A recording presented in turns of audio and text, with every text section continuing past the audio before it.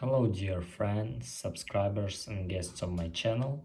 In this video I want to show and tell you how to add work schedule to iPhone calendar. Please put your like, subscribe to my channel and share this video with your friends. Let's get started. So first we need to go to calendar.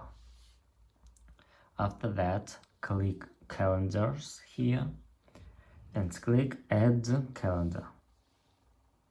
After that click here and enter name.